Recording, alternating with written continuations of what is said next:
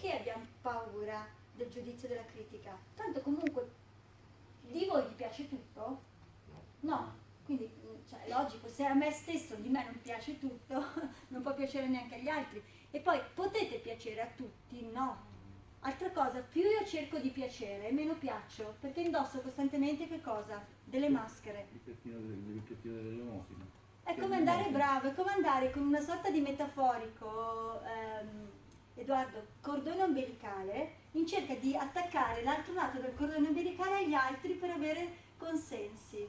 Guardate che energeticamente più cercate i consensi all'esterno, più perdete energia. È una delle ferite primarie il rifiuto, certo.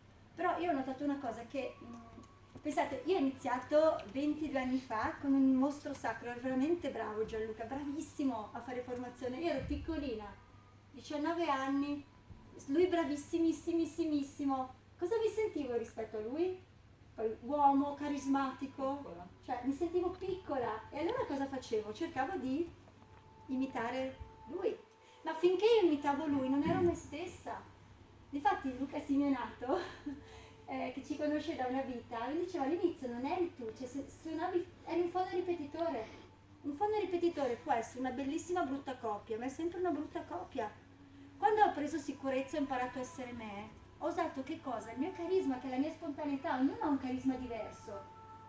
Lui aveva un certo tipo di carisma, se io volevo imitare il suo carisma, ero sempre una copia. E la mia energia non andava a creare, andava ad imitare, capite cosa intendo? Quindi la cosa importante cos'è? La cosa importante è riuscire a trovare la vostra attitudine. E ok i disegni strappati, ok che fin da piccoli a volte ci hanno detto che non eravamo abbastanza, che non eravamo all'altezza, che non siamo in grado, che non ci meritiamo, ma tanto se non posso piacere a tutti, più indosso maschere, più le persone avvertono che io sono finto. E più sono finto, più le tengo lontane. Quindi qual è il segreto? È avere quella, come si può dire, quella serenità di dire ok, io sono me, non ti piaccio, chi se ne frega. No, davvero, sono arrivata a questo livello, ma anche a livello aziendale, cioè, ogni persona ha il suo pubblico. Si parlava con Antonio adesso, che da anni che girava un po' intorno ai corsi di memoria, quando è venuto, visto che ha visto i test kinesiologici o altre cose, ha detto sì, forse è quello giusto. Magari qualcun altro queste cose le avrebbe detto ma mai più, vado a fare un corso più standard, più classico. Io so che il mio corso di memoria non è standard e classico, che ci picco dentro un po' di tutto, ma perché io credo che siamo un insieme di più cose. Se io vedo solo una tecnica di memoria sterile, funziona per carità, però il mio obiettivo, sapete cos'è? Che voi usciate da qui cambiando la chimica del corpo. Perché è scientificamente provato che quando provo certe emozioni positive, anche la chimica del mio corpo cosa fa? Varia, muta e si modifica. E secondo voi, se io vi modifico solo a livello razionale, ho dei cambiamenti che vanno nel tempo, come una volta c'erano i corsi, per carità i corsi una volta erano molto più razionali di testa, funzionano. Però cosa succede? Che se lavoro solo di qua e non integro testa, cuore, pancia, anima, arrivo fino a lì. Quando invece c'è un tutto integrato, i risultati sono molto più forti, sono molto più accesi. Chi è d'accordo su questo?